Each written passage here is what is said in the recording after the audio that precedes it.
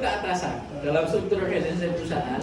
Kalau kita ngerasa ada sesuatu yang kita nggak seret atau merasa diperlakukan kurang adil, sudahannya ke atasan. Jangan ke samping, apalagi ke bawah. Samping dan ke bawah itu adalah kalau ke samping rekan kerja yang satu level, kalau ke bawah bagi teman-teman yang punya bawahan. Kemudian ke anak buah, yang bosnya suka kayak gini apa segala macam, lah itu dampaknya negatif, nggak bagus. Ya, jadi sekali lagi ini kita nyambung ke yang komunikasi efektif sedikit ya. Bahwa kalau teman-teman ternyata merasa ada ketidakadilan atau ketidaksesuaian, ya sampaikan ke atasan. Atasan yang dijawab, sampaikan lagi ke atasannya terus sampai mentok. Dalam konteks kita ya berarti Pak Islah atau Budi. Jadi intinya begitu, tetap harus nyampe. Kalau teman-teman diam saja, ya dalam konteks manajemen komunikasinya tidak efektif. Itu karena kemudian tidak ada proses penyampaian informasi. Jadi sampai di sini bisa dipahami teman-teman? Ya. Jadi PR bagi kita semua, kalau ini PR individu, nggak perlu dikumulin, nggak perlu ada diskusi atau segala macam. PR-nya adalah silakan evaluasi. Saat ini ketika teman-teman bekerja, itu ada di level 3, level 2, atau level 1. Paling tinggi 1 ya. Ranking 1, ranking 2, ranking 3. Paling bagus ranking 1 ya. Saran saya, ikhtiarkan untuk ada di level 1. Karena kebahagiaan bekerja itu ada di level 1. Yang tadi sempat saya sebut work-life balance itu konsep di dunia barat yang dia ada di level 2. Makanya perlu balance. Karena kita kadang mikir kerjaan banget gitu kan, perlu refreshing kan begitu ya. Tapi kalau yang nomor 1, lalu kita memang ini jalan rangka ibadah kan begitu ya. Jadi sebenarnya sudah, kalau istilah saya, work-life integration. Jadi sudah terintegrasi. Hidup dan pekerjaan kita itu sudah jadi satu. Gitu. Nah, ini yang kemudian kalau di level 1, maka ya kurang lebihnya orang-orang yang dia sudah nggak stres sama pekerjaan, itu hanya ada di level 1. Masalah banyak atau sedikit? Banyak. Ya sekali lagi ya, masalah itu netral. Banyak masalah bukan berarti negatif, gitu ya. Sehingga banyak masalah.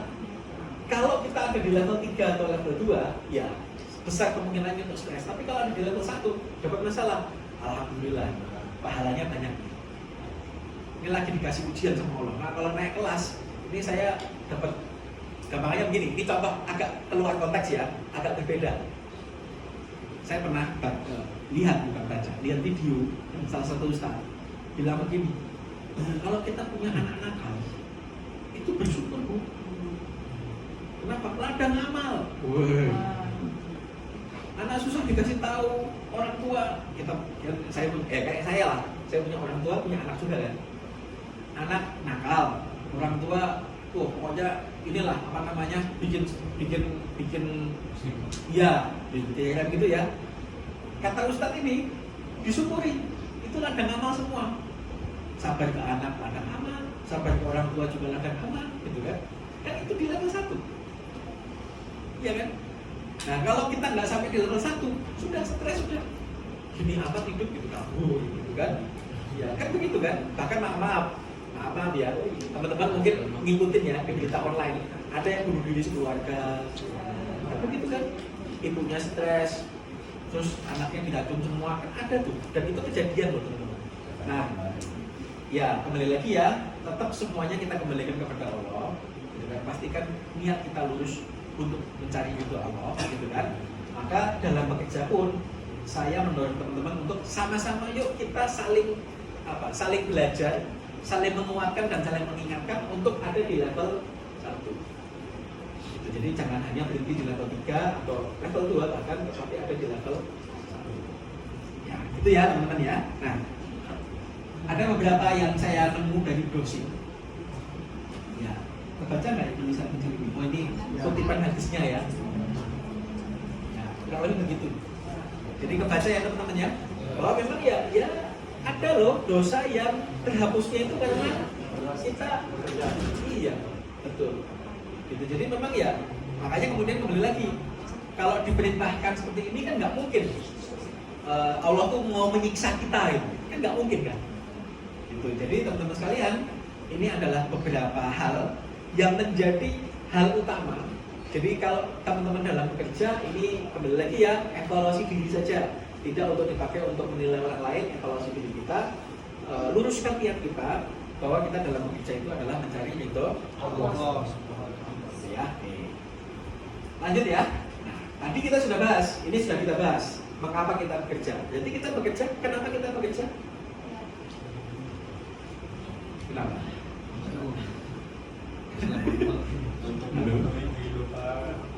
Ya, paling gampang tadi sudah barusan saya selesai ngomong ya. Ya, kalaupun belum, mari tetap kita niatkan. Kan niat sudah dapat pahala kan?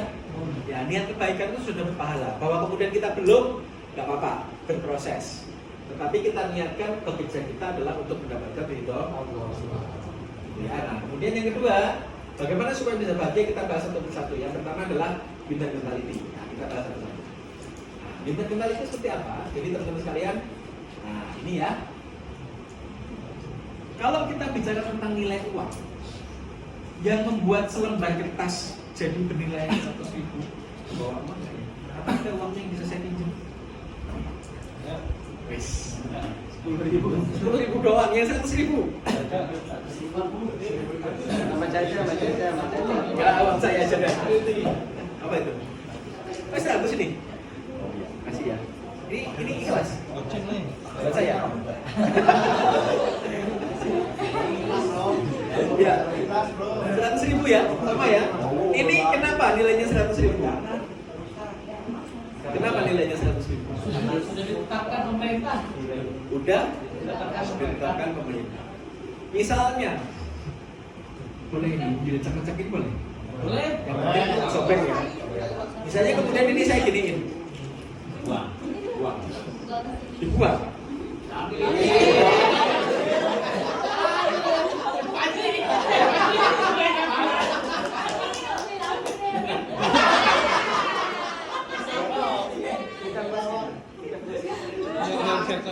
Udah dilecek-lecekin, bahkan mungkin misalnya maaf ya, saya injek-injek. Ya, ini teman-teman yang sudah ikut BCM ya, tahu ya. Nanti jawabannya jangan dibocorin dulu ya. Ada yang mau? Tetap ada yang mau. Saya kembaliin tetap diterima. Walaupun udah lecek tadi kan dikasihin ke saya rapi ya. Gitu. Saya rapiin lagi tapi nggak bisa rapi nih mas. Datang lagi begini. Ikhlas dibalikin atau nggak usah? Balikin ya. Masih mau nerima loh ngomong-ngomong. Ya sebagai tanda terima kasih saya kasih hadiah lah. Kenapa uang itu sudah dilecek-lecekin begitu tetap mau diterima? Nilai. Yang ngasih nilai nanti siapa? Pertanyaannya, apa yang membuat seseorang bernilai? Masing-masing dari kita orang bukan? Bernilai nggak? Mahal atau murah? Mahal. Yang nilai siapa? Orang. Orang-orangnya siapa? Allah atau orang? Orang lain yang menilai. Orangnya yang menilai. Jadi kalau ada orang lain menilai kita murah, terus kita ikut gitu. Tidak. Terus siapa dong yang nilai? Allah. Jadi Allah atau orang? Allah. Diri kita orang lain. Diri kita orang lain. Allah ya Allah. Kita makhluk sempurna yang memiliki akal dan pikiran. Nah, gitu ya. Jadi kalau uang yang ngasih nilai itu pemerintah, yang kemudian ada ketentuannya lah ya, uang 100.000 gambarnya begini, yang asli begini dan segala macam gitu kan. Nah, kalau diri kita yang menilai diri kita itu siapa? Yang berikan nilai pada diri kita. Ternyata bermula dari diri kita sendiri. Bermula dari diri kita sendiri. Ketika kita menghargai diri kita dengan sangat baik, bernilai tinggi, maka orang lain itu dalam kutip jadi nggak berarti. Akan lain ceritanya kalau kita menggantungkan pada orang lain. Itu karena namanya orang lain, dia nggak banyak tahu tentang kita, sehingga bisa jadi dia salah nilai. Gitu ya. Nah, maka teman-teman sekalian pahami dulu bahwa yang membuat seseorang bernilai itu diri kita sendiri. Kemudian tadi kalau uang kan dilecek-lecekin, dibuang, diinjek-injek. Itu kalau analoginya dalam kehidupan kita, itu ya masalah-masalah yang kita hadapi, kekurangan-kekurangan, kesalahan-kesalahan yang kita lakukan itu adalah ya lecek-lecek itu tadi. Tetapi sebenarnya nilai kita berkurang nggak? Tidak. Ya asal kita bisa menempatkan diri dengan baik. Misalnya contoh, suatu hari dimarahin sama atasan karena kerjaan nggak oke. Yang tidak oke itu bukan diri kita, tetapi pekerjaan yang kita lakukan. Bisa diperbaiki nggak? Bisa. Bisa lebih baik lagi nggak? Bisa. Tapi diri kita sebenarnya tidak ada, ya, tidak berkurang nilainya. Nah ini hal fondasi dasar. Kita kan sedang membahas winner mentality. Ya, mentalitas pemenang itu seperti itu. Contoh yang paling kelihatan namanya winner mentality itu di atlet. Ternyata risetnya menyatakan yang membedakan atlet yang juara dengan nggak juara itu mentalnya. Ya, jadi ada yang atlet itu yang dia dikalahin itu malah terdorong untuk pengen ya menang di kesempatan selanjutnya. Tapi ada yang begitu dikalahin down. Ujung-ujungnya mental lagi. Jadi kembali lagi ya teman-teman sekalian ya, mentalitas pemenang ini yang wajib kita kuasai. Ya, bahkan bahwa kita bukan atlet tidak ada masalah, tapi winner mentality ini perlu kita kuasai. Ya, jadi kalau saya lanjutkan lagi ya, lanjutannya adalah citra diri dan harga diri. Jadi kalau harga diri itu kan ini kadang jadi apa namanya ya, nyawa pun sama harga diri itu kadang lebih mahal harga diri. Ya, ya kebetulan salah satu klien saya itu di Madura.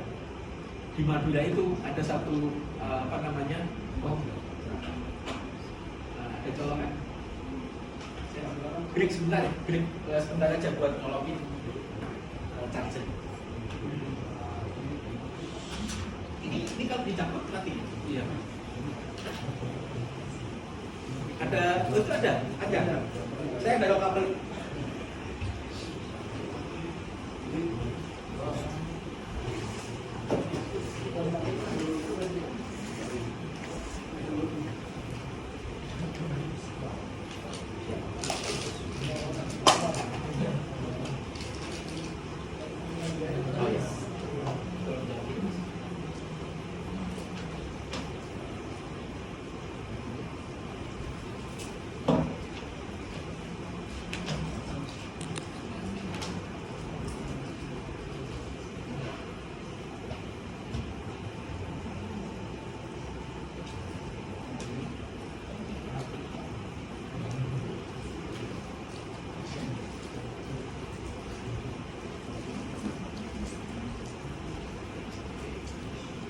Oke ya, lanjut ya.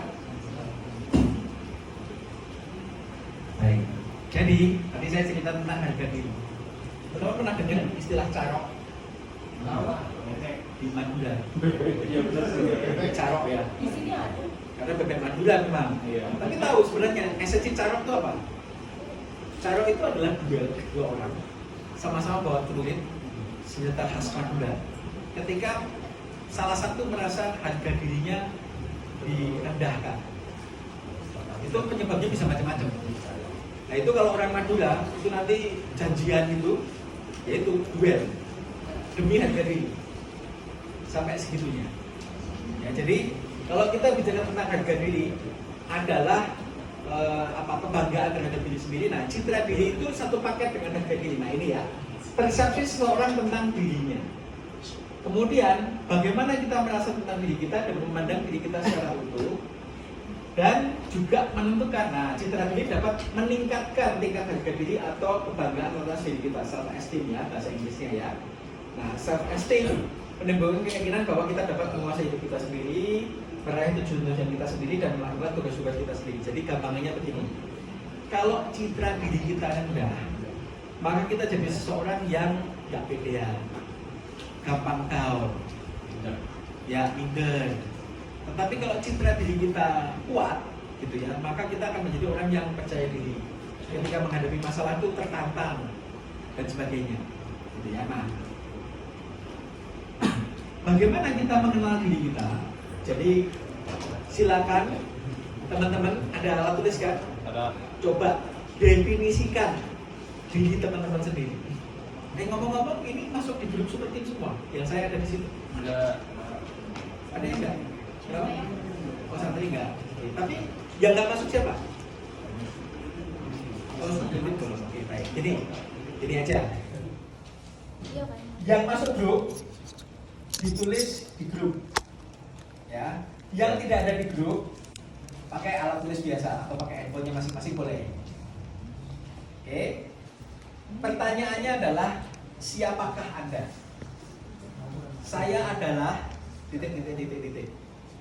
Orang yang bagaimana? Silakan didefinisikan diri Anda sendiri. Menurut Anda. Coba. Bingung?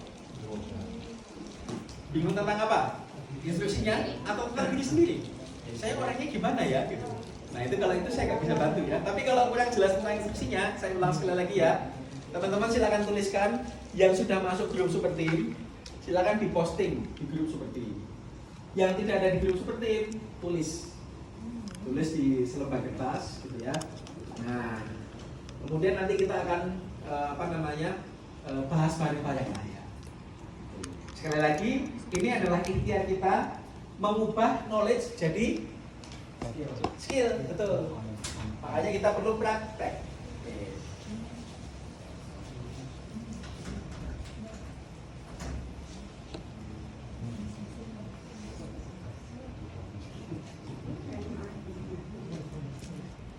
Lima menit cukup? Cukup ya? Silakan.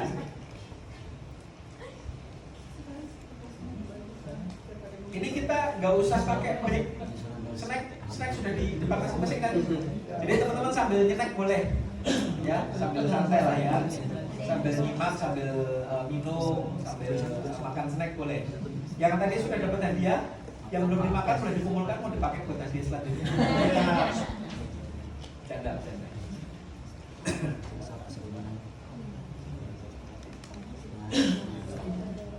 Kalau ada yang kurang jelas boleh ditanyakan. Saya adalah apa? Titik. Silakan diisi. Semua kita juga.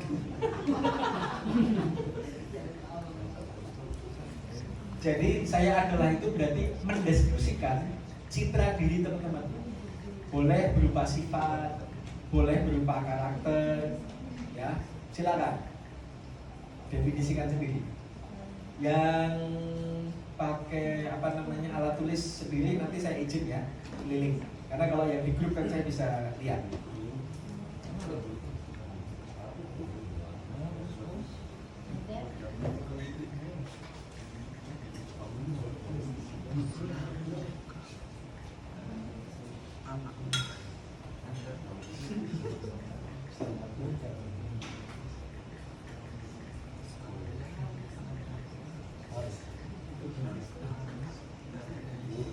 Udah dibilang super.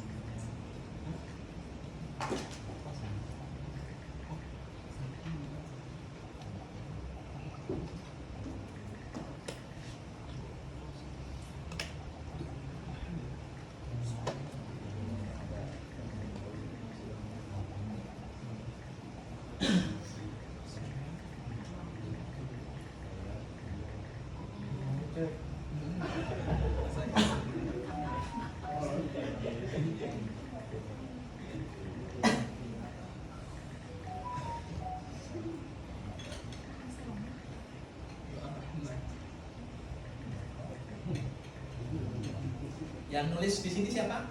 Angkat tangan. Yang nggak masuk di grup yang itu. Oh, santri. Sudah nulis, coba lihat. Masa di HP katanya. Nggak apa-apa di handphone. Belum. Belum begini. Ya. Kayak itu udah. Tulis pakai kertas. Tulis ya. Siapa Siapa lagi yang nulis di sini? Nulis di kertas, ada lagi? Oh, saya ke situ ya, maaf ya, permisi. Apa?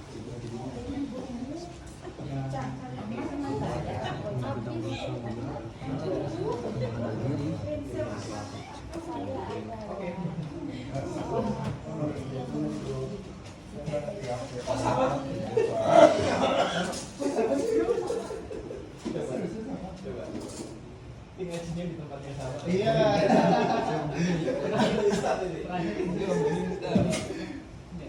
Apa? Sama Pak. Belajar semua. Ada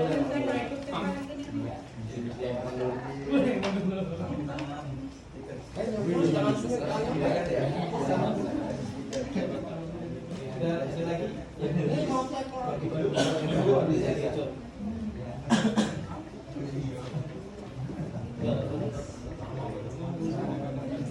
Lagi? Ya? Nanti gimana? Sudah mulai nulis?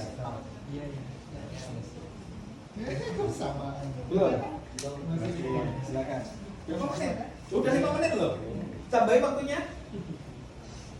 Perlu ditambah waktunya? Cukup? Udah belum? Bentar, saya belum lihat dulu. Baru satu nih di grup. Yang lain?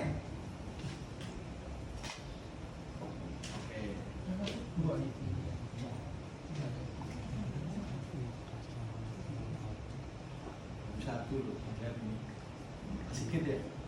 Ya. Yuk yang lain, saya tambahin 5 menit lagi ya. Ada kesulitan?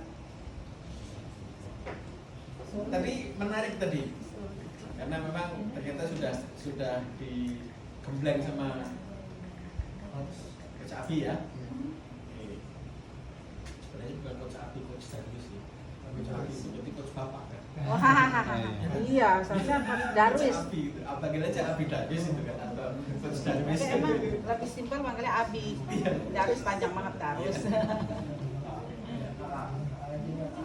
Iya. Iya. Coach A gitu kan nggak bisa kan? Enggak, maksudnya AA walaupun udah punya cucu kita manggilnya AA terus. Oh. Padahal udah punya cucu.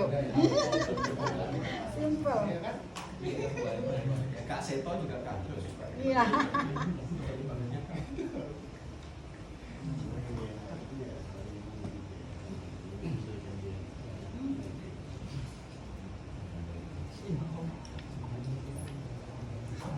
Itu powerful itu kalau definisi yang tadi. Iya, sudah diajari waktu pelatihan sama Coach Darwis.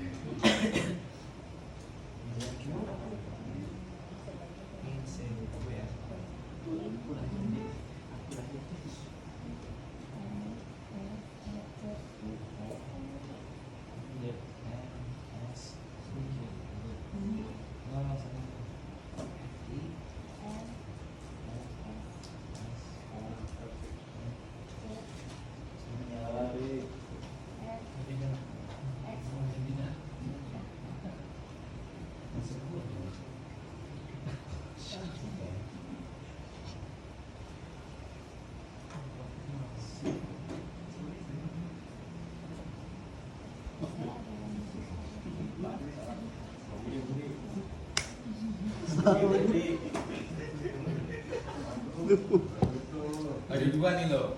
Dan 3 menit loh padahal. Yang lain gimana?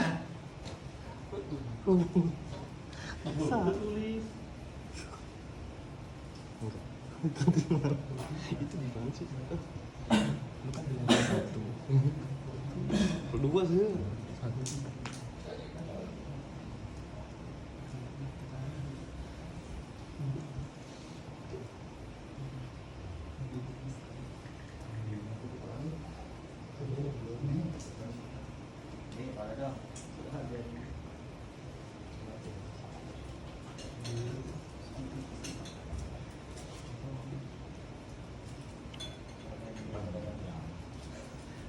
Kalau itu di grup aja ya, kalau yang lain? Iya. Oh, udah, di grup udah ada. Ada 2 Bu. Mulia, di grup Mulia. Berarti saya lah. Enggak, maksudnya yang lain yang nggak dimasukin grup ini kan bikin juga. Di kertas ya kalau Grup aja di Mulia biar semangat. Kan biar jadi semangat.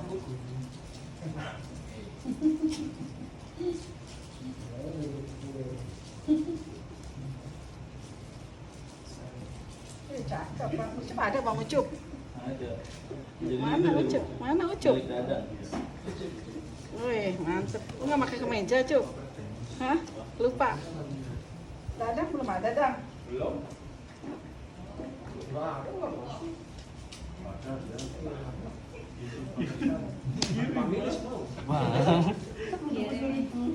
Kan itu teh. Gede banget. Dulu. Suruhnya. Oh.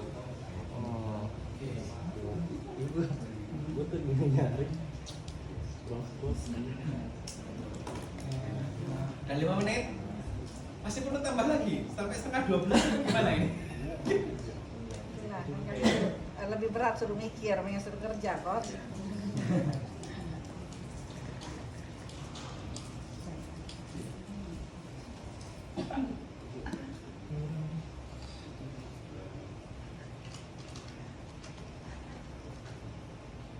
Aku di dalam aja. Allah. Di Mulia biar aja. Biar tentang yang lain. Yang nggak dari dulu ya. Jadi kayaknya lebih lengkap dari Mulia deh Bu, super timnya. Oh, emang Iya, satpam semua? ada juga iya, Oh, ada security juga malahan. oh. Jadi Satpam saya itu dapat mana? beda lebih lengkap. Dari yang sudah. Amin, amin, amin. Saya amin. Dan saya kirim itu di grup. Mantap, ya Allah, apa pun. Grup mana? Di bawah Salah ini, grup. di bawah sampean. Salah Amin. Salah Ya dia grup apa? Grup IPL. Grup warga pembeli. Bagus loh. Jadi biar warga tahu saya imam. Saya Tim. Dia di grup komunitas burung. Mana lagi? Salah masuk grup mana Pak? Salah masuk grup mana? Grup kita sendiri. dia di grup itu kan dia pemain burung, dia grup burung. Grup kicau burung dia menang terus kan kalau lomba burung. Oh, bilangnya. Dia ngomongin burung. Ada bisa banyak-banyak di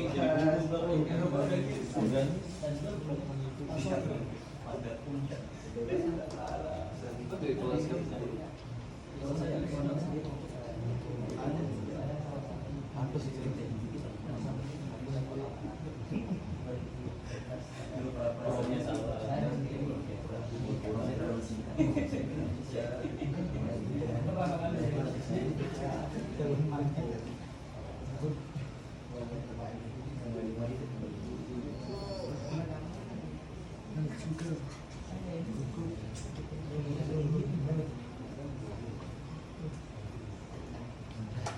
Sampai jam 10 ya. 2 menit lagi ya.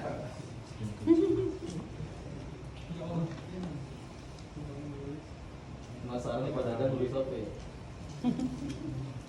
Saya Dadang. Sudah? Sedikit saya Dadang, teman SD Itu contoh. ini. Fajri, Dadang, saya Dadang, teman SD Rini. Saya mengenal Rini Saya mengenal ini dari SD. Saat ini Ini bos, kalau kata mereka bos kebo, sekarang masih bisa manggil gue bos kebo. Katanya Megawati bos Banteng, lu bos kebo katanya. Astagfirullahaladzim. Emang mulutnya itu kayak silet banget deh. punya pendirian tuh kopi paste. Wah, saudara, namanya hebat.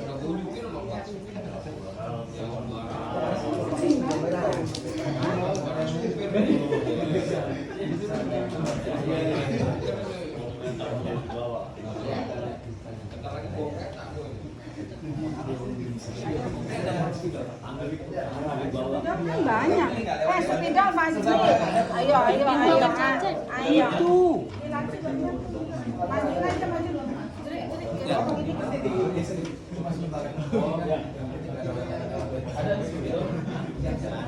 Mau digeser kan?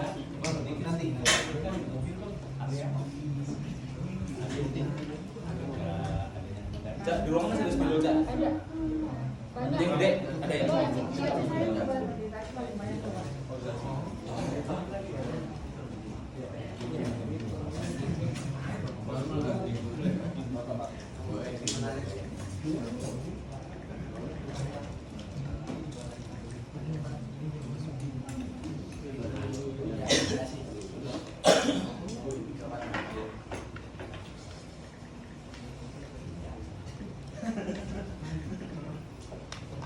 Ini kan banyak ya, baru segini yang posting 1, 2, 3, 4, 5, Belum kenalan sama diri sendiri gitu. 11.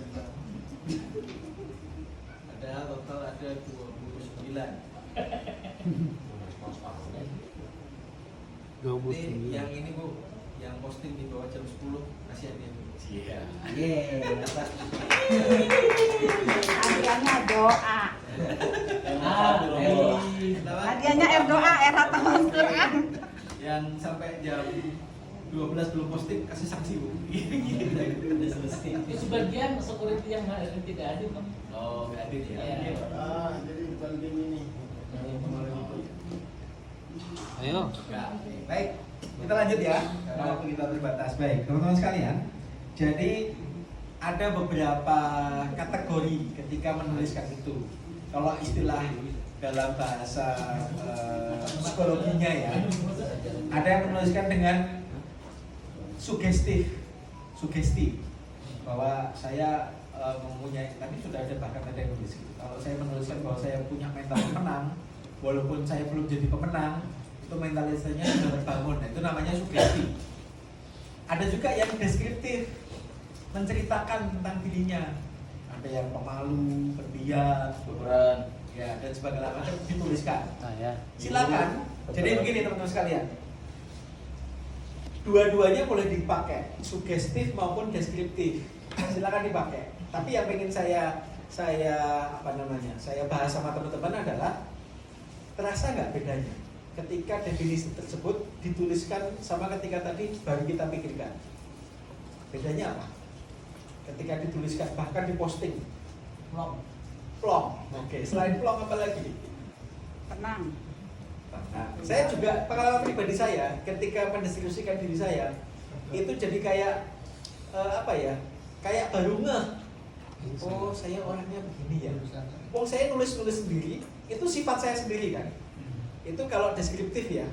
Jadi dua-duanya boleh dipakai. Mau sugestif boleh untuk kalimat-kalimat positif, mental pemenang, DNA terbaik, penciptaan terbaik itu sugestif. Dan sebenarnya juga deskriptif karena Allah sudah sampaikan juga hal yang sama. Kadang kita aja yang nggak nyadar. Tapi kalau mau dideskriptifkan lebih detail, termasuk mungkin sifat-sifat yang kurang baik, it's okay, nggak apa-apa. Karena deskripsi ini kan boleh kita update, boleh kita perbaiki, gitu ya. Dimana kemudian aktivitas untuk menuliskan deskripsi diri itu ya bisa berfungsi sebagai dua aspek gitu. Kembali ya sugestif maupun sebagai nanti korektif, apa yang perlu diperbaiki dan sebagainya. Saya nggak komentarin. Jadi kalau ada yang nanya berarti sudah benar atau belum? No comment. Ya no comment. Karena bagaimanapun yang paling tahu kan teman-teman sendiri ya tentang diri sendiri. Tetapi fokuskan kedua hal ini, deskriptif dan sugestif. Kalau deskriptifnya negatif, boleh mulai diubah supaya menjadi sugesti yang positif. Gitu. Kalau kita nulis misalnya saya pemarah, ditulis terus-menerus, nanti sifat pemarah itu lama-lama jadi semakin kuat. Ya, walaupun nanti saya adalah seorang yang pemarah, tapi sedang berproses untuk menjadi seorang yang lebih baik lagi. Nah, misalnya begitu. Nanti coba lihat sebulan kemudian, mau sugestif, saya adalah seorang yang sabar dan bisa mengendalikan emosi. Walaupun masih pemarah, tapi coba dirasakan bedanya ketika teman-teman menuliskan deskripsinya yang sugestif. Ya, jadi boleh aktivitas ini teman-teman lakukan sebagai bagian dari proses untuk memperbaiki diri. Deskripsikan secara positif karakter teman-teman, ya. Oke. Nah, ada teman-teman yang BCM sudah sangat familiar dengan aktivitas ini, gitu ya. Dan kemudian juga mungkin sudah sangat familiar juga dengan videonya. Masih ingat videonya ya? Saya tampilkan videonya. Sudah pernah ditampilkan di sini? Sudah. Semuanya sudah lihat? Sudah. Oke. Waktu itu yang bulan lalu ya? Iya. Iya. Sama Pak Islah. Oh, Pak Islah. Sama Pak Islah ya. Iya, Pak Islah. Berarti kita skip aja ya. Gak apa-apa, Islah lagi. Kalau sekali lagi, nggak apa-apa. The word shall be seen. Oh ya. Ini, jadi kita ulang ya, karena ada gini. Yang sudah pernah lihat, mengulang lagi. Yang belum pernah lihat, ya kita boleh belajar. Ini kesempatan pertama untuk belajar. Kenapa kemudian kayak berulang-ulang? Ya kembali lagi ya, supaya betul-betul sampai di ranah minimal skill. Jangan hanya berhenti di knowledge. Ya, minimal skill, jangan sampai hanya berhenti di knowledge. Jadi bagi yang baru pertama lihat, ya silakan perhatikan bahasa tubuhnya. Ini nanti ada 2 video. Ya, dari 2 video ini perhatikan bahasa tubuhnya. Itu bahasa tubuh yang mencerminkan citra diri yang seperti apa. Gitu ya. Ternyata citra diri kita itu nanti akan muncul dalam bentuk bahasa tubuh kita. Gitu ya. Oke, nanti kita bahas ya, terutama bagi yang belum pernah lihat. Silakan perhatikan bahasa tubuhnya. But for the next contestant, the world shall be seen a million miles away. It's Paul, a mobile phone salesman from South Wales. My day at some mobile phones, my dream is to spend my life doing what I feel like I was born to do. Paul, what are you here for today, boy? To sing opera. I've always wanted to sing as a career. Confidence has always been sort of like a difficult thing for me. I've always found it a little bit difficult to be completely confident in myself. Okay. Ready when you are.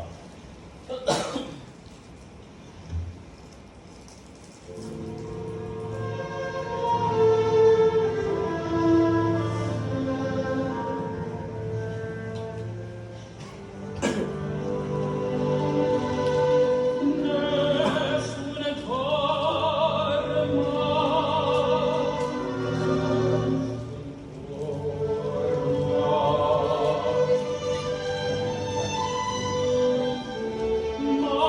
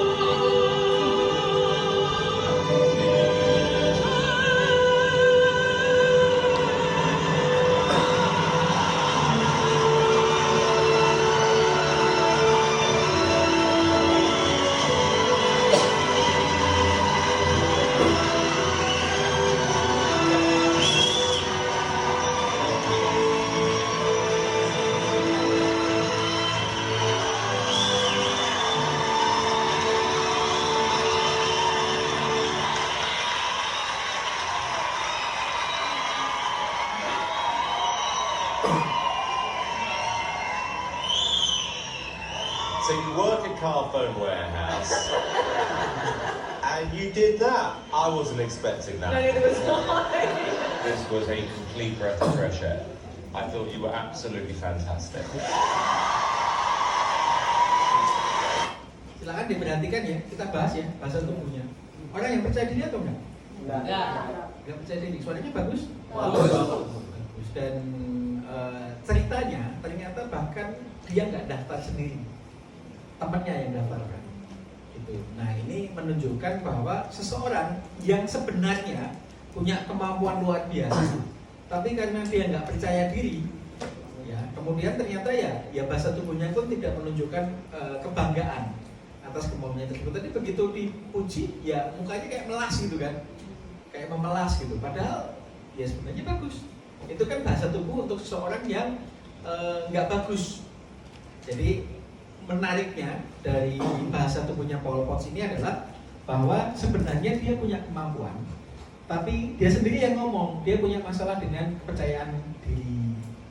Dia nggak pede. Dia ngomong sendiri tadi. Kalau teman-teman ada yang paham bahasa Inggris itu ya, pada saat tadi ada penjelasan singkat tentang dirinya, dia bilang gitu. Dan tadi ceritanya yang daftarin ke kompetisi ini pun bukan dia mendaftar sendiri, tapi didaftarkan oleh temannya. Jadi kalau tadi di awal setelah kita bahas ya, yang ngasih citra diri penghargaan itu siapa? Diri kita dan orang lain. Ternyata penilaian orang lain akan sangat bergantung atau bahkan bermula dari bagaimana kita menilai diri kita sendiri dulu. Sehingga makanya tadi saya sampaikan kalimatnya adalah sugestif. Sehingga pasti teman-teman berikan penilaian yang positif atas diri sendiri. Jangan memberikan penilaian yang negatif. Ya, nah, sudah sempat dibahas ya. Pak Isa berarti sudah menyampaikan ya 3 mental utama ini ya. Oh belum? Oh, jadi ternyata tadi Coach Abi Darwis juga sempat menyampaikan bahwa jadi seorang pemenang, winner mentality, begitu ya. Ternyata sebenarnya ada 3 macam mentalitas itu. Ada mental pemenang, ada mental pecundang, dan ada mental minimalis. Ya, seperti apa deskripsinya? Jadi kalau kita bahas yang pecundang dulu, gitu ya. Nah, ini nanti detailnya teman-teman bisa baca lah ya, gitu ya. Jadi kemudian merasa serba kekurangan, kemudian minder, tidak berharap untuk menang, cenderung nggak mau bertanggung jawab atas keberhasilan ataupun kegagalan. Jadi kalau berhasil dia bilang beruntung karena orang lain, kalau gagal juga sama. Ini karena faktor luar juga, tidak melihat tanggung jawab atas diri sendiri. Dan cenderungnya pesimis. Ini kalau yang loser atau pecundang. Kemudian kalau minimalis itu ya rata-rata, nggak jelek tetapi juga nggak hebat juga. Kemudian ya sedang-sedang aja, gitu kan? Jadi lagu itu ya Pak ya. Umurnya sama kayaknya kita ya, seumuran. Kemudian ketika dia berhasil, itu dianggap sebagai keberuntungan, dan setelah berhasil ya balik lagi ke bekerja dengan cara rata-rata. Kalau diminta untuk bikin target, ya yang biasa, main aman, biasa-biasa saja. Itu pun kalau dikasih target. Lebih suka nggak dikasih target. Kemudian ya dia masih labil lah ya, kadang mau bertanggung jawab, tetapi kadang juga melepas tanggung jawab. Nah ini kalau yang minimalis. Kemudian kalau yang kita berusaha untuk kuasai adalah winner mentality. Nah, punya kepercayaan bahwa mampu, bahwa bisa. Kemudian dia merasa baik tentang dirinya. Bahkan ketika gagal pun, misalnya presentasi seperti ini, sudah belajar, sudah latihan, ternyata pada hari hanya grogi, gak bisa ngomong. Nah, kalau seseorang dengan mentalitas yang tadi loser, maka sejak itu dia nggak mau presentasi lagi, karena dia menganggap aku gagal, aku nggak keren, nggak memalukan dan segala macam, sehingga dia nggak pernah mau presentasi lagi gara-gara satu kegagalan. Tapi kalau winner mentality, dia gagal, oh apa ya yang kemarin masih salah, oh ternyata saya kurang begini, saya belum menenangkan diri, sudah memaksakan diri untuk ngomong dan seterusnya, persiapannya kurang dan segala macam, sehingga dia tetap merasa baik tentang dirinya. Dia nggak merasa jadi seseorang yang gagal, dia nggak merasa memalukan, Ya dia merasa ya wajar, orang saya baru pertama kali tampil kok, ya wajar kalau grogi. Nah itu berangkatnya dari mana? Mentalitasnya. Bahkan dia kemudian secara teratur membuat target baru dan berusaha keras untuk mencapainya.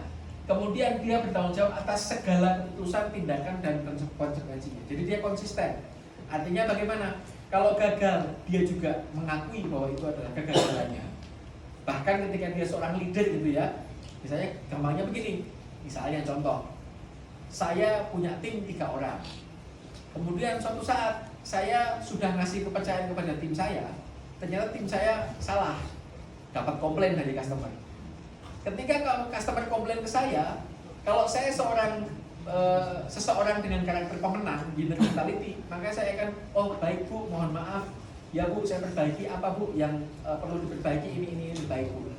Tapi kalau mentalitasnya adalah seorang loser, minimalis atau seorang loser bahkan, maka dia akan bilang, oh ya Bu, maaf ya Bu, tim saya nih kurang begini, aduh nanti saya ini deh, nanti saya kasih sanksi deh, ini segala macam dan segala macam.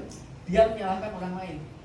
Nah, sementara kalau kemudian seorang dengan winner mentality, maka dia akan menyatakan, baik Bu, saya berarti kurang mengarahkan tim saya kurang melatih tim saya yang salah dan segala macam. Jadi bertanggung jawab penuh atas semua keputusan, tindakan, dan termasuk konsekuensinya. Bahkan ketika bukan dia yang bikin salah. Nah, tadi Pol Pot itu citra dirinya seperti yang kita lihat ya, cenderung kurang baik, kan begitu. Nah sekarang ada siapa namanya? Ada yang masih ingat nggak namanya? Susan Boyle. Nah, Susan Boyle ini kita lihat saja lah ya, yang sudah lihat ya nostalgia, refreshing lagi.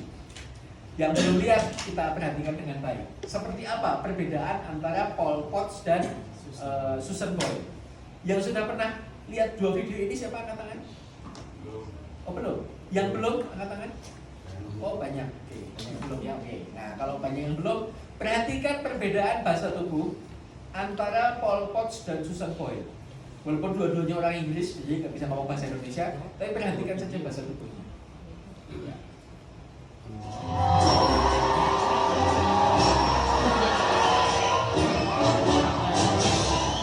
Hi, what's your name, darling? My name is Susan Boyle. Okay, Susan, where are you from? I'm from Blackburn, near Bathgate, West Lothian. It's a big town. It's a sort of collection of villages. That's a thing, isn't it? And how old are you, Susan? I am 47. And that's just one side of me.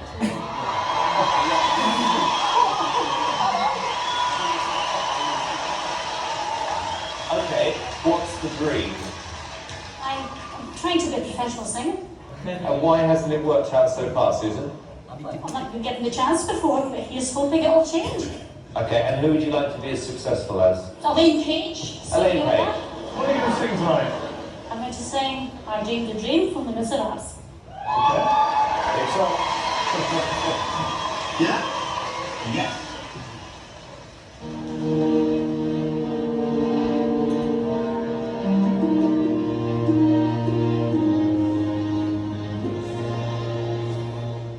I dreamed a dream in time gone by. When there was time Did it? No. I dreamed of love that never died.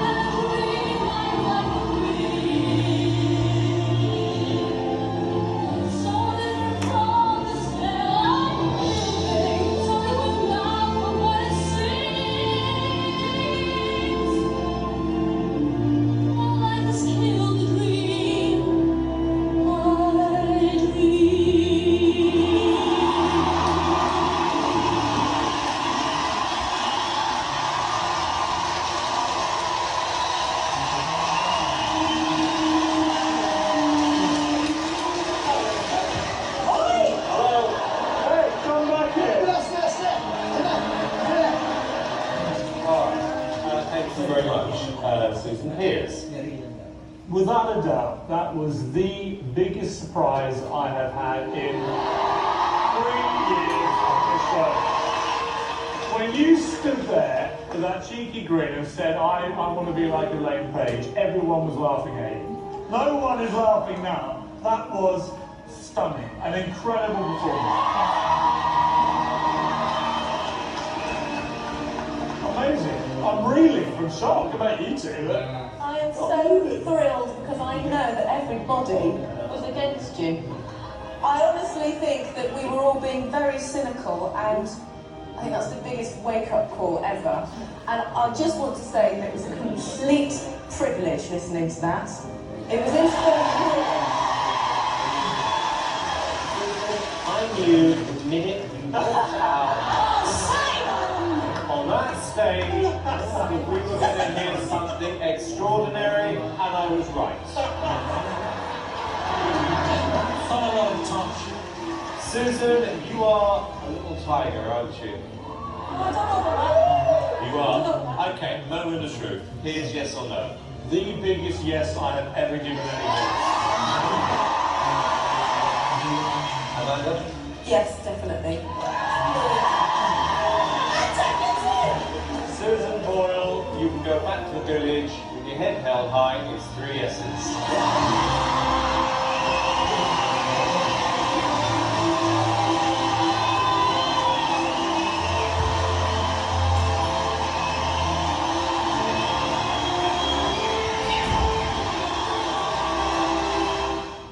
Nah, ini tadi kita bahas ya, knowledge, skill, attitude. Skillnya sama Paul Potts, ya 11-12 lah ya, sama lah ya, suaranya sama-sama bagusnya. Bedanya di mana? Attitude, di mana salah satunya adalah mentalitasnya. Susan Boyle ada banyak dalam kutip kesalahan-kesalahan toh sebenarnya. Ketika dia mau jawab itu apa sih kota atau apa, dia bingung. Tapi ya ketika dikoreksi ya biasa aja. Bahkan orang namanya juga lomba toh, bukan lomba ya, kontes pencarian bakat. Biasanya kan setelah tampil dikomentari juri kan. Nah, dia dengan apa istilahnya? Lupa kali ya kalau lagi kontes, mungkin dikiranya lagi konser gitu. Dikiranya lagi konser sehingga selesai nyanyi langsung mau turun panggung. Salah lagi kan? Tapi ketika dia salah sekalipun, bahasa tubuhnya gimana? Biasa aja, santai. Kan gitu ya. Nah, ini kemudian bicara mentalitas itu di situ. Dimana salah satu aspek dari attitude adalah mentalitas. Jadi kalau tadi kita bahas 3 tadi, mentalitas pemenang, pecundang, sama minimalis. Kalau kita pakai 2 video ini, Paul Potts masuk di mana? Minimalis. Kalau dia pecundang, didaftarin temennya, mau berangkat nggak? Nggak mau. Ya.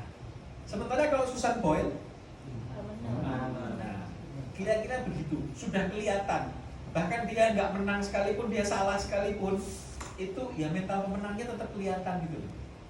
Nah, kembali lagi ya, hari ini agendanya adalah PR dan evaluasi diri. Evaluasi diri teman-teman.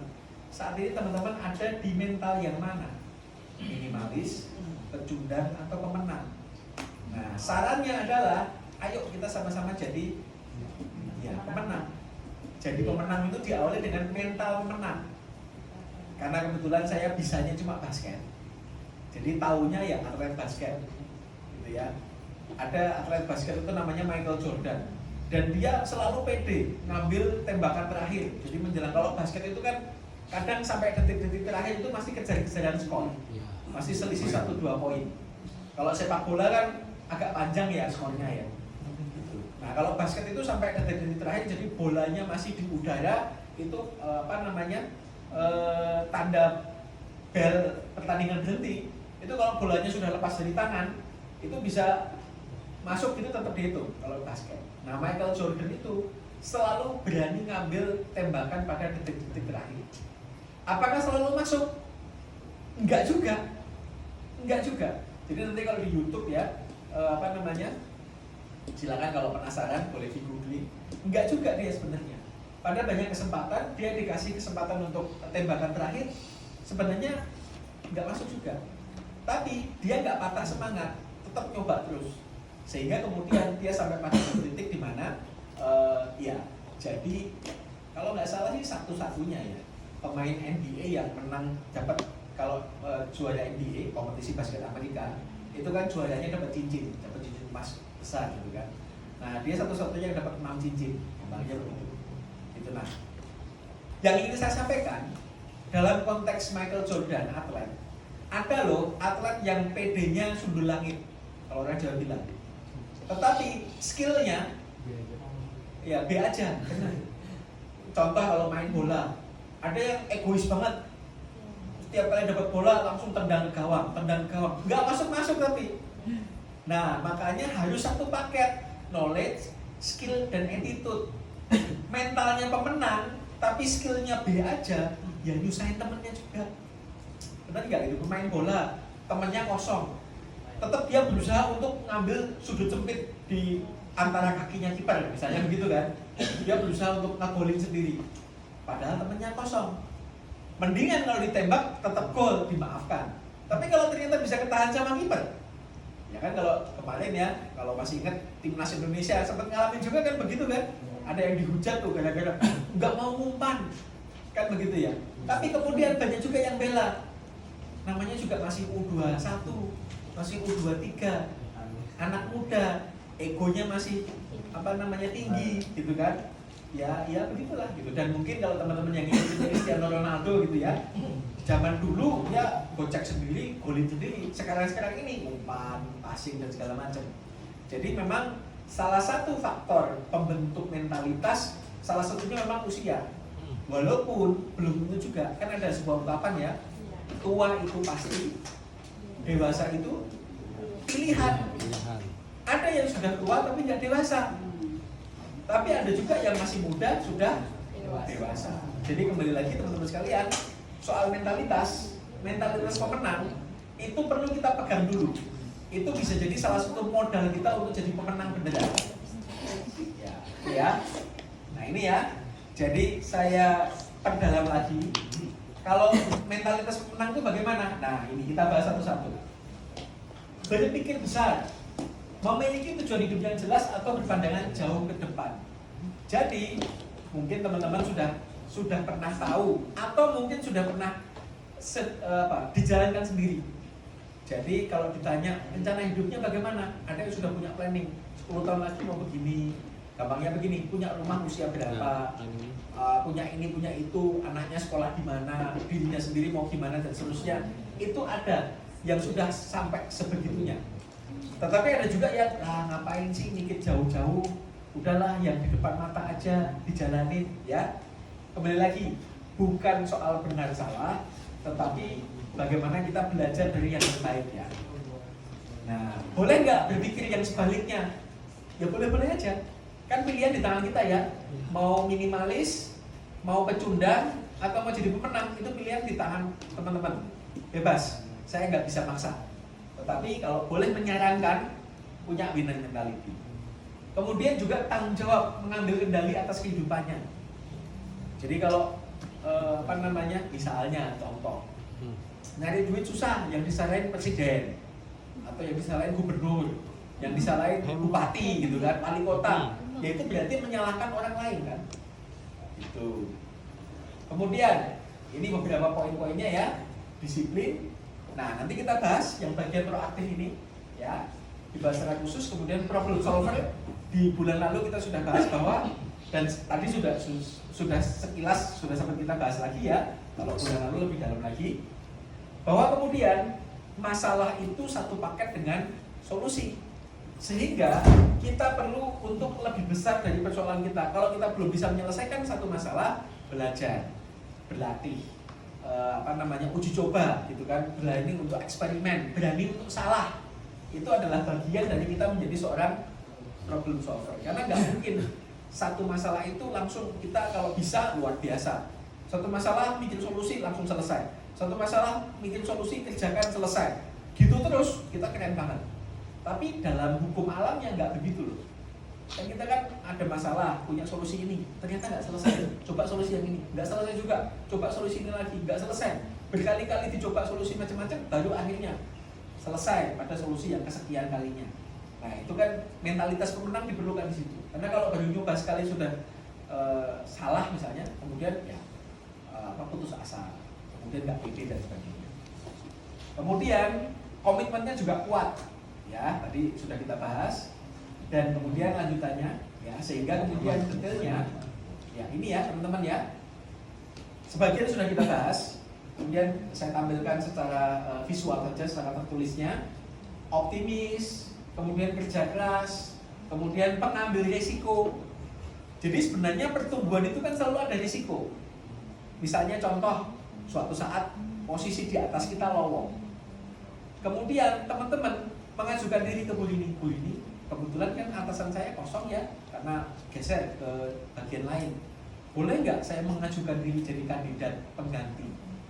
Ada risiko nggak di situ? Ada tantangan nggak?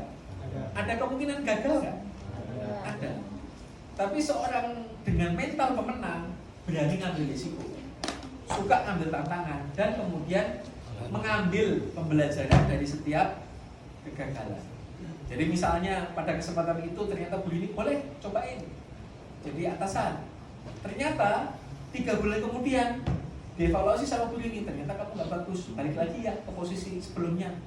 Nggak kemudian dia putus asa, gitu kan? Oh iya Bu, makasih atas kesepakatannya, nanti saya coba lagi ya Bu. Nah seperti itu. Jadi kurang lebih seperti itu ya teman-teman ya. Nah saya review sekali lagi untuk yang kebalikannya sebagai catatan, supaya kemudian ini yang kita kejar, yang kita hindari adalah yang kebalikannya. Ini yang lulusan.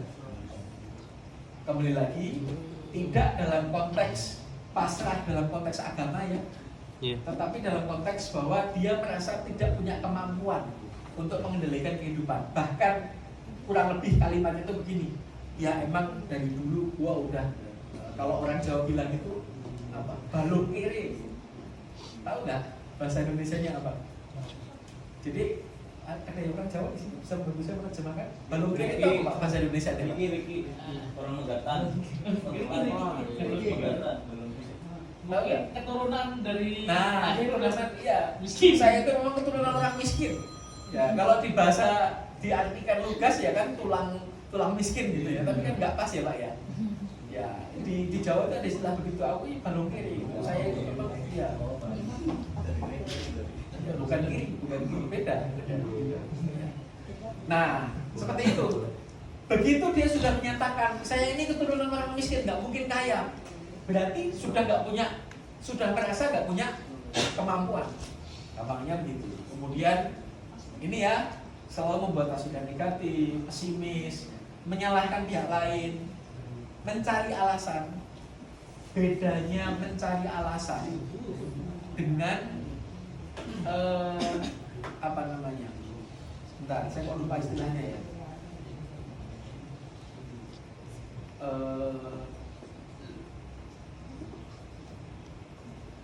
Kok lupa sebentar. Ngeles.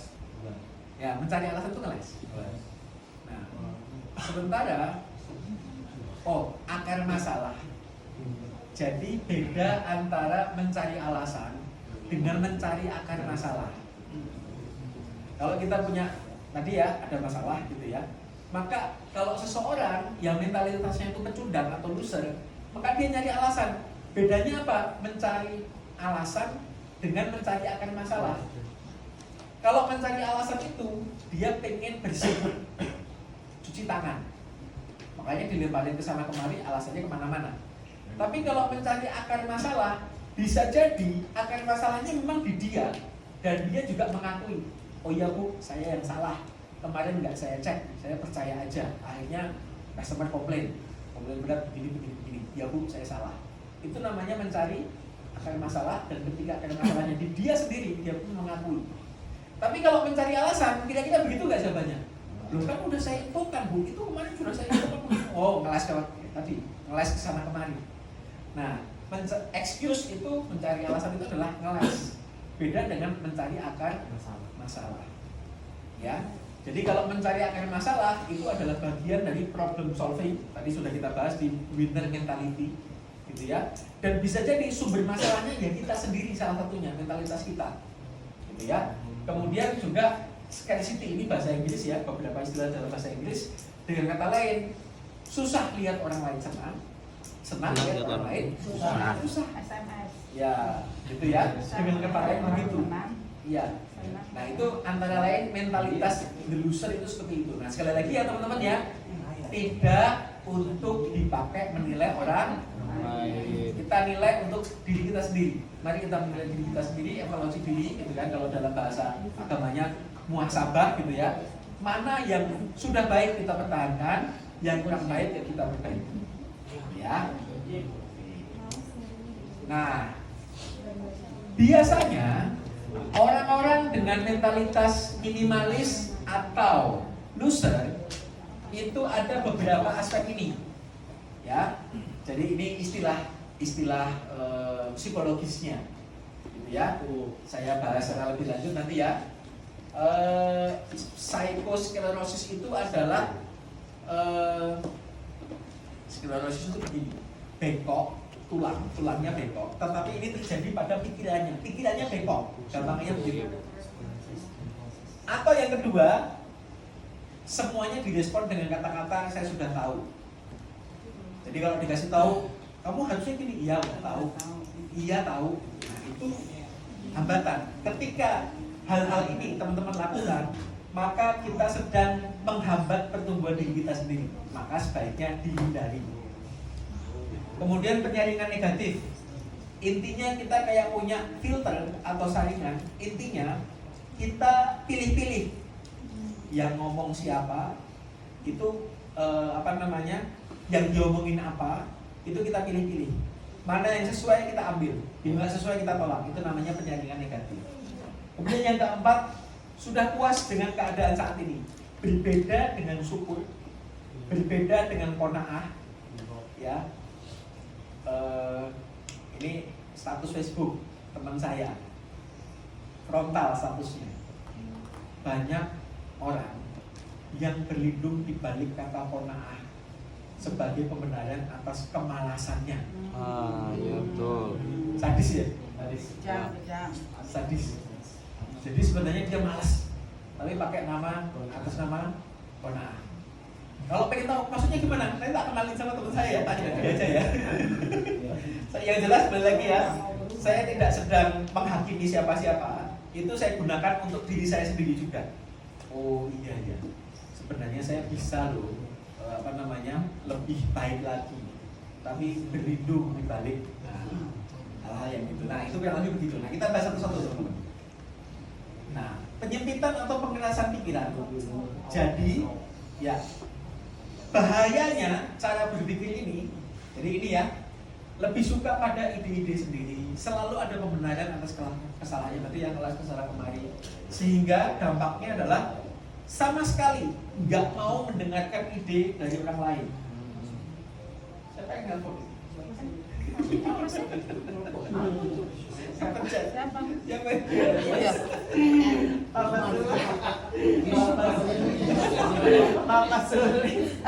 Udah, apa lagi lanjutin. Jangan itu. Ikutin. Ya, Semangat. jadi Semangat ya. ini yang kita perlu waspadai ya teman-teman ya.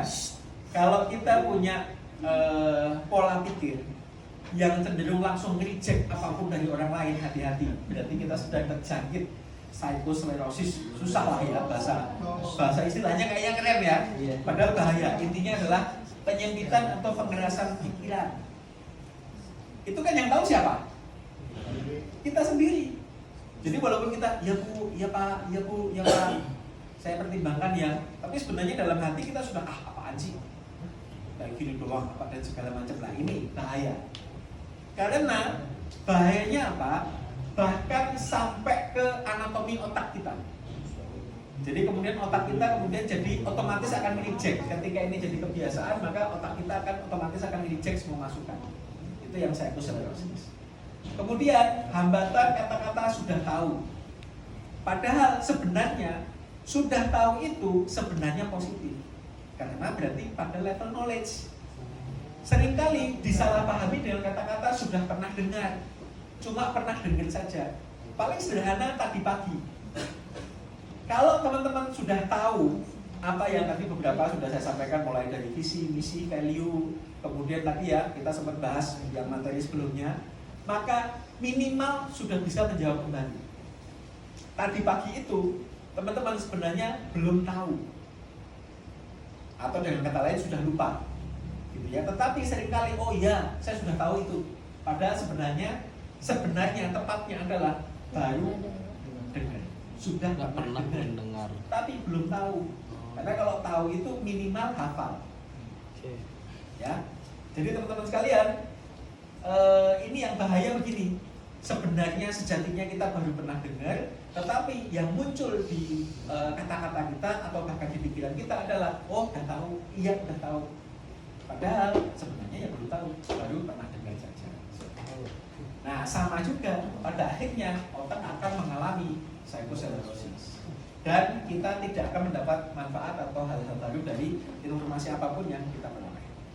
Ya, hati-hati ya. Jadi respon spontannya tadi sempat juga ada siklus mindset, semua bermula dari mindset kan. Jadi kalau dikasih tahu apa-apa terus kita responnya langsung reaktif, spontan, oh udah tahu, ya udah tahu dan segala macam, maka kita otomatis nanti akan terjebak di sini.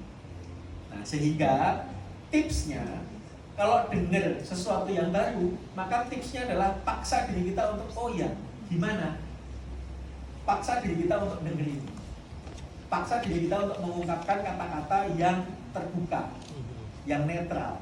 Bukan kata-kata yang istilahnya itu sudah ngeblok gitu ya. Kemudian penyaringan negatif, ya. Jadi pilih-pilih.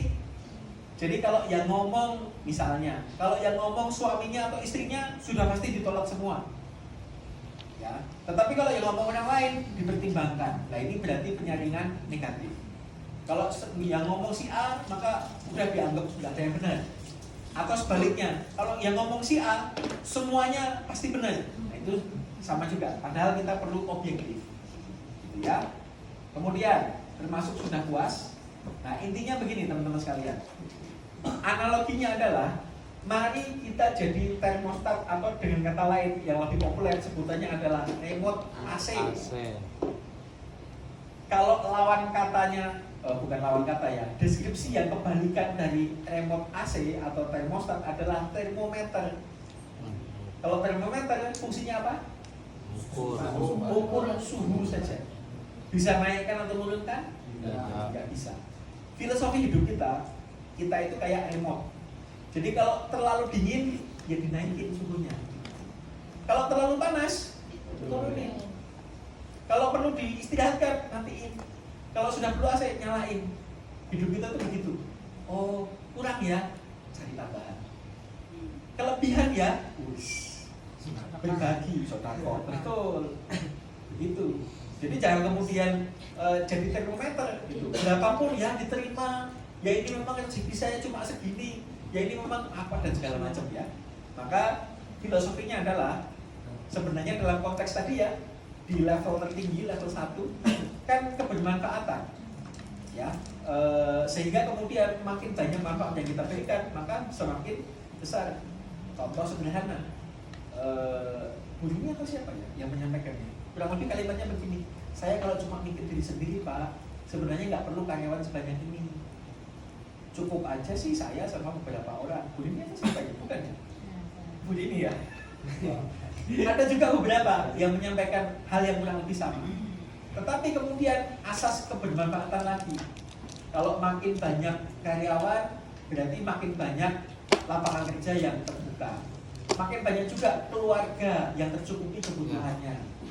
Dan seterusnya. Sehingga perusahaan berkembang itu karena asas kebermanfaatan. Bukan karena asas ketamakan gitu ya, karena pengen lebih kaya lagi, pengen ini segala macam, hanya berhenti di situ, maka hanya aspek-aspek duniawi saja gitu ya. Nah, sehingga kembali lagi ya, pertumbuhan kita itu jangan hanya berhenti untuk diri kita sendiri, tetapi untuk kebermanfaatan yang semakin luas gitu. Ada guru saya yang juga punya prinsip begitu. Jadi kalau saya sudah cukup, kan keluarga saya masih perlu dibantu. Kalau keluarga inti saya sudah cukup, kebutuhannya anak SPP, sekolah, apa segala macam sudah cukup. Lah kan ada ponakan, ada sepupu, ada siapa gitu yang perlu dibantu juga kan. Gitu. Jadi dari situ beliau kemudian jadi punya motivasi yang tidak pernah habis untuk selalu mengembangkan perusahaannya, gitu ya. Oke, nah tadi kita sudah bahas beberapa poin tadi ya teman-teman ya. Mengapa kita bekerja, kemudian sudah kita bahas winner mentality. Sekarang kita bahas bersikap proaktif. Nah, nanti terakhir kita bahas komunikasi efektif ya. Nah, ada yang bisa bantu saya terjemahin? Intinya begini, teman-teman sekalian. Intinya begini. Ada cerita tentang Viktor Frankl. Saat ini Palestina, ya, Palestina itu kan sedang dijajah lah ya, sedang dihancur-hancurkan sama Israel. Israel Laknatullah. Rasnya itu kan Yahudi. Viktor Frankl ini Yahudi. Hanya saja dia hidup di zaman yang salah. Di Perang Dunia Kedua, tinggalnya di Jerman. Tahu sejarah Perang Dunia Kedua? Tahu bagaimana Yahudi diperlakukan di Perang Dunia Kedua?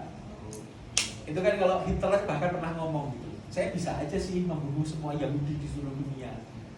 Cuma saya sisain supaya kalian tahu gimana kelolaan mereka kan. Kejadian sekarang kan gitu. Nah, walaupun kalau dalam kasusnya Perang Dunia Kedua dulu, Hitler itu kan semua Yahudi tanpa pandang bulu, dari mulai anak-anak sampai orang tua, laki-laki perempuan masukin ke kamp konsentrasi. Ya di situ dia antara dua pilihannya, mati dibunuh atau mati kelaparan, mati sendiri. Intinya disiksa bisa-bisa. Nah, Viktor Frankl ini adalah salah satu Yahudi yang ditangkap oleh Hitler, dimasukkan di kamp konsentrasi, dan satu keluarganya ikut semua. Istrinya, anak-anaknya, saudara-saudaranya, tetangganya, teman-temannya masuk semua ke kamp konsentrasi.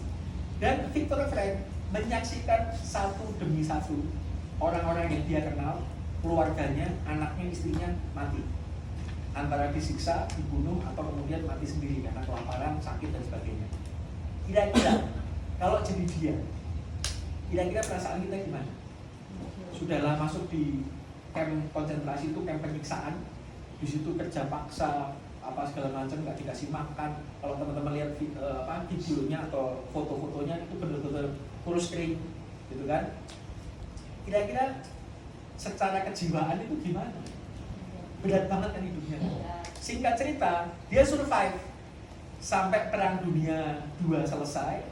Dia bebas dari kamp konsentrasi. Nah, kira-kira kalau ada seseorang yang sudah ngerasain disiksa bareng-bareng sama keluarganya, menyaksikan keluarganya mati satu demi satu, dan dia jadi satu-satunya yang bertahan hidup, stres apa stres? Stres banget loh ya, logikanya. Tetapi Viktor Frankl kemudian jadi salah satu tokoh sosiologi dunia yang menyampaikan bahwa semua hal bisa diambil dari setiap orang. Hanya ada satu saja hal terakhir yang nggak bisa diambil, yaitu apa? Kebebasan. Kalau dalam bahasa Indonesia, mumpung kita suasana 17-an, kemerdekaan. Kemerdekaan untuk memilih sikap, attitude ya, memilih attitude yang akan disampaikan pada situasi apapun yang dialami. Jadi gampangnya begini, kalau kasusnya Viktor Frankl ya, dia menyaksikan anak istrinya disiksa sampai mati, itu pilihannya di tangan dia, mau stres atau mau menerima. Dan Viktor Frankl memilih untuk menerima. Jadi dia nggak stres, gitu, intinya begitu. Jadi stres atau tidak itu sebenarnya pilihan. Semua emosi itu sebenarnya pilihan. Mau marah, mau sedih, ini sama kan? Viktor Frankl mau marah, mau balas dendam, bisa nggak? Pantes nggak kalau balas dendam? Pantes. Orang keluarganya dibunuh kok. Pantes sebenarnya. Dan sebenarnya Israel sendiri sebagai negara memilih untuk balas dendam. Jadi kan setelah Perang Dunia II selesai, Jerman kalah kan. Nah, sejarahnya kan kemudian Israel mulai masuk Palestina kan tahun 46. Itu kan setelah Perang Dunia Kedua. Ceritanya sebagai kompensasi karena habis dihabisin sama Nazi, sama Hitler, akhirnya dikasihlah satu tanah yang sekarang kita kenal sebagai Palestina. Kan sejarahnya begitu. Tapi ya namanya orang kebangetan, gitu ya. Akhirnya kemaruk kan begitu kan? Orang tadinya dia jadi tamu, kenapa sekarang malah mesti tuan rumah, kan begitu. Nah, terlepas dari itu, kembali lagi, Viktor Frank memilih untuk menjadi tokoh sosiologi yang membagikan tentang sikap proaktif. Jadi esensi dari sikap proaktif adalah kemerdekaan kita untuk memilih respon apapun terhadap situasi apapun. Gampangnya begini, kalau kita lagi nyetir atau di jalan, tiba-tiba ada orang mepet, mobil atau motornya dipepetin, terus ngabsen kebun binatang. Kira-kira kita gimana? Marah balik. Ya kan harusnya begitu Pak. Siapa yang mengharuskan? Kita boleh kok biasa aja. Saya pernah cerita nggak sih? Jadi salah seorang guru saya namanya Pak Asep Khalil Ghani. Itu cerita pada saat beliau pulang kampung, namanya Pak Asep orang Sunda ya. Kalau nggak salah pulang ke Majalengka atau mana itu, kamu dari Hidayah Jawa Barat. Zaman dulu kalau ada bis berhenti, bis kota berhenti, tukang ojek kan berhubung tuh, nyari penumpang. Dan kalau nolak, kira-kira gimana? Dikata-katain kan? Sama. Pak Asep ini suatu hari turun dari bis, ditawarin ojek, nggak mau. Tukang ojeknya ngatain anjing. Responnya Pak Asep bagaimana? Responnya Pak Asep adalah nengok, dilihatin, kemudian bilang begini, huk. Gimana tukang ojeknya? Ketawa. Nah, satu situasi yang saya ketika diceritakan pun ya lucu ya, kaget juga. Saya baru dengar itu sekali seumur hidup, sekali-sekalinya ada orang dikatain anjing, malah menggonggong gitu.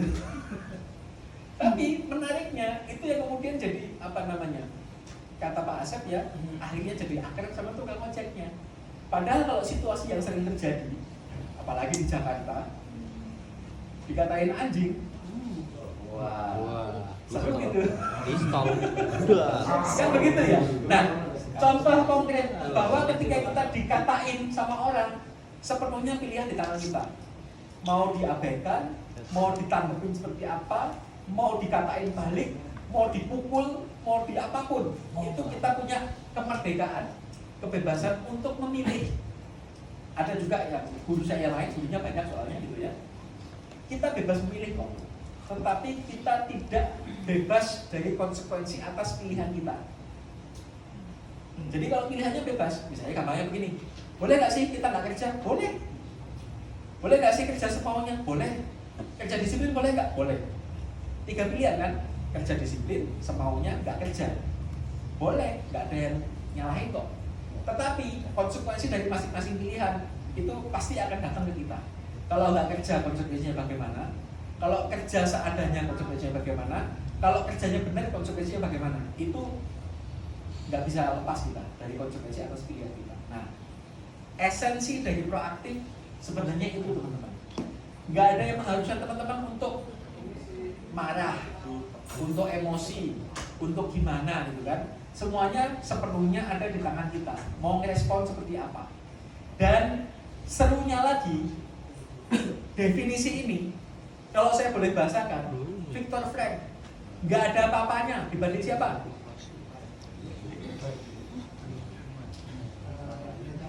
Dibanding siapa? Viktor Frank ini nggak ada apa-apanya dibanding siapa? Pak Prabowo. Pak Prabowo. Kenapa jadi Pak Prabowo? Jokowi. Rasulullah. Masih ingat nggak? Satu situasi di mana malaikat aja emosi. Malaikat loh, malaikat aja sampai emosi. Ada yang bisa bantu saya? Riwayatnya? Malaikat Jibril aja sampai emosi. Gara-gara apa? Taif. Betul. Ketika Rasulullah dilempari, diludahin, kan gitu kan? Malaikat Jibril aja sampai emosi. Ya Rasulullah perintahkan aku untuk membalik gunung. Ya gunung ini kan gitu kan ditimpakan kan kira-kira begitu kan? Apa kata Rasulullah? Jangan. Makanya ini nggak ada apa-apanya. dibanding dengan panutan kita semua. Jadi kalau teman-teman emosional itu panutannya sopo gitu ya. Yang diikuti siapa? Gitu. Pak Prabowo. Enggak. Sensitif ya. Enggak. Jadi kembali lagi ya teman-teman ya. Kalau teman-teman perlu panutan, Rasulullah sudah yang paling luar biasa. Kan begitu ya. Bagaimana kemudian kisah hidup beliau ya, teman-teman pelajari saja. Intinya begitu. Nah, sehingga kembali lagi menariknya memang kalau kita bicara tentang ilmu-ilmu manajemen dari dunia barat, kembali lagi kayak tadi ada bagian yang diterjemahkan oleh salah seorang tokoh di Indonesia gitu ya. Ternyata nyambung dengan apa yang sudah kita pelajari. Ini juga sama, sikap proaktif itu. Ya sebenarnya kalau kita tarik ke agama, ya tokoh utamanya bukan Viktor Frank, Rasulullah juga. Begitu. Nah, saya lanjutkan ya. Itu menurut saya luar biasa loh. Malaikat aja sampai emosi, sampai nggak terima. Tetapi ada manusia yang mampu bersikap lebih baik dari malaikat. Nah kan begitu ya. Nah sehingga kemudian kembali lagi definisinya. Jadi definisinya adalah bertanggung jawab terhadap dirinya, tidak menyalahkan situasi atau orang lain. Pentingnya keteguhan hati, keberanian, ketekunan, tanggung jawab individu dan kesadaran. Yang paling penting ini poinnya adalah adanya pilihan tanpa dipengaruhi oleh situasi atau konteksnya. Jadi kalau tadi kita bahas tentang Rasulullah, ya saya memaafkan boleh kok, kan gitu kan? Memaafkan itu lebih baik, ya dibanding dengan ngikutin hawa nafsu, ngikutin emosi, diperlakukan kayak gini amat. Padahal kalau saya melihat dari sudut pandang Rasulullah gitu kan, saya itu ya cuma jalanin tugas dari Tuhan, bukan saya mau gimana-gimana, bukan saya mau nyombong, bukan saya mau nyari apa gitu kan.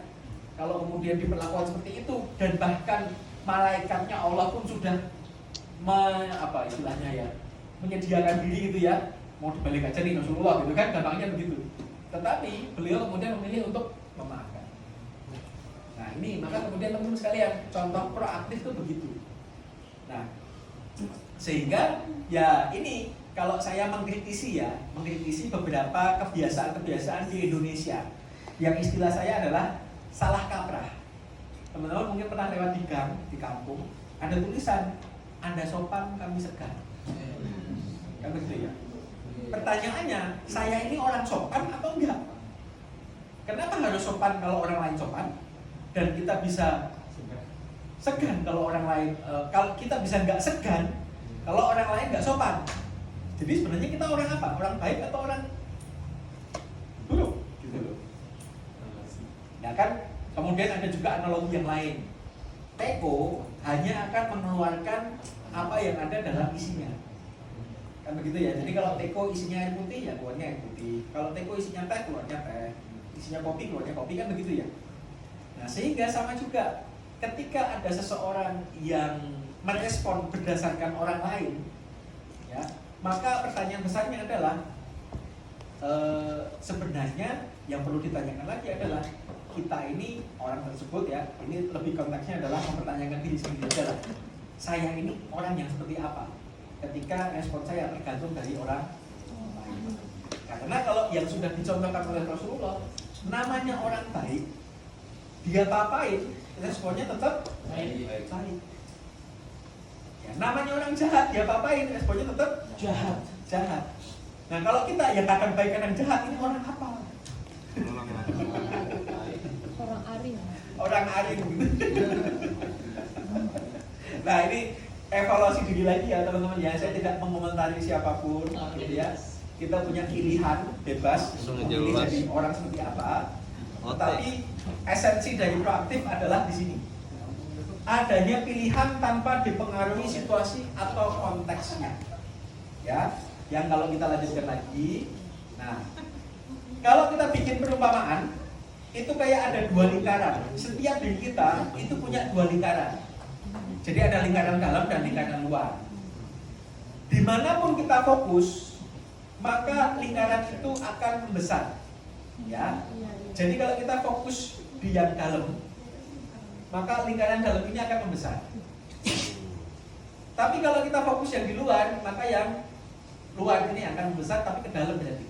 Nah, jadi akan menekan ke dalam. Nah, secara sederhana ini adalah hal-hal yang bisa kita ubah.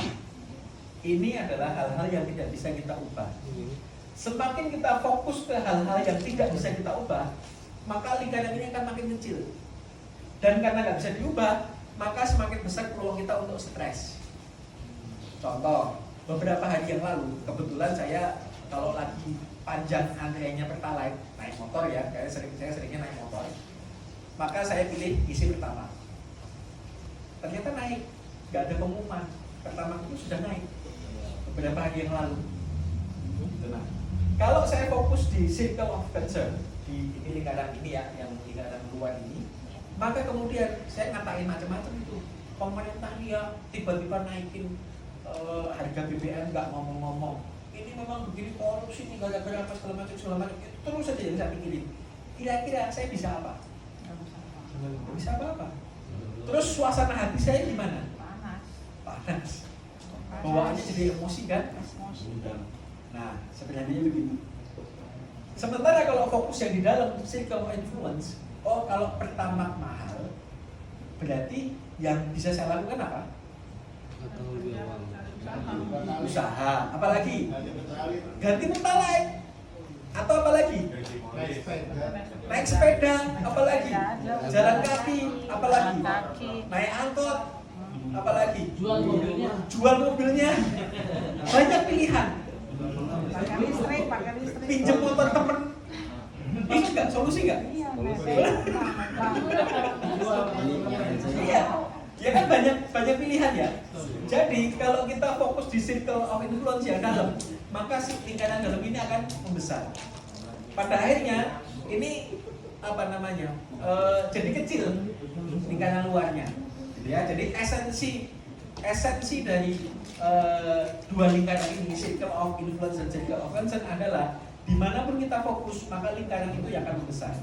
Kalau kita fokus pada hal-hal yang tidak bisa kita ubah, maka ya hidup kita akan dipenuhi dengan hal-hal yang tidak bisa kita ubah, pikiran kita dipenuhi dengan hal tersebut, dan karena nggak bisa diubah, hatinya ya jadi panas, jadi sebel, jadi tertekan dan segala macam. Sementara kalau kita fokus pada hal yang bisa kita ubah, maka tadi itu pikirnya udah, teman mana lagi yang bisa saya pinjemnya? Kemarin saya sudah pinjam motor yang ini, nggak enak, pinjam yang ini. Oh, jarak jauh, jangan pinjam motor deh, naik angkot aja. Kalau gitu sekalian aja, motornya jual, beli sepeda, malah sehat dan segala macam. Kita ada banyak solusi. Dan ketika banyak solusi, nyambung ke tadi ya, critical sama kreatif, thinkingnya jalan. Gitu. Tapi kalau circle of concern, kalau kita mikirin jeleknya pemerintah, mikirin korupsi mulu, critical sama kreatif thinking kita jalan nggak? Emang mau ngapain? Iya. Ya kan misalnya maaf nih dari RT, RW, lurah, camat, bupati, wali kota, korupsi semua kita pikirin, terus bisa apa? Mikir. Misalnya, ya udah, saya nggak mau bayar pajak, duit pajak dikorupsi, memang menyelesaikan masalah? Enggak lah, nggak bisa validasi lah. Nah iya, jadi kalau kita mengambil keputusan yang salah, yang ada malah masalahnya jauh lebih besar. Gitu ya. Nah, ada dua video. Ini kebetulan yang menemukan konsep proaktif itu namanya Stephen Covey. Ini video langsung dari Stephen Covey mendefinisikan tentang proaktif. Ada subtitlenya, tenang aja gitu ya. Kita simak banyak-banyak ya. Kok hilang? Nah. Oh sebentar. Ternyata maaf, speakernya udah mau.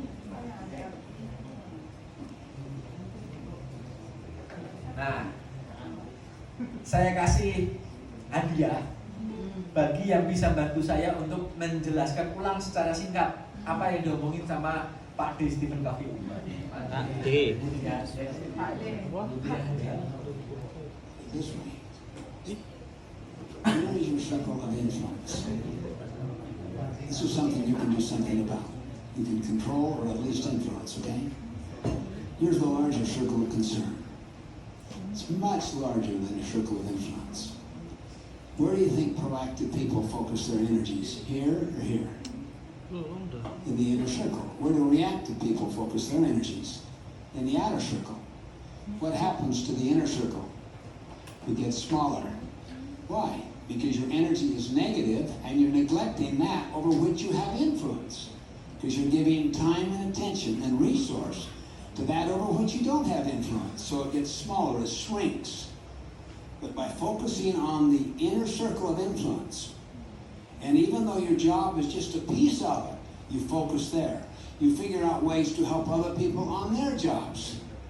Little by little, I'll guarantee you, because of that proactive and positive energy, your circle of influence will gradually get larger and larger and larger.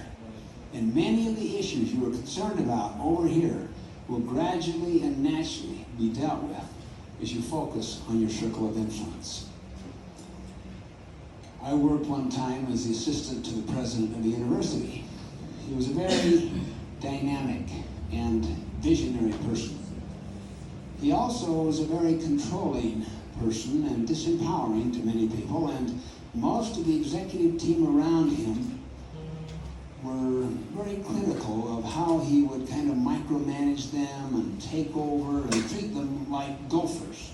Go for this, go for this, go for this, go for this. And they'd sit around in the executive corridors basically and massage each other's hearts as they swapped war stories on how he would treat them.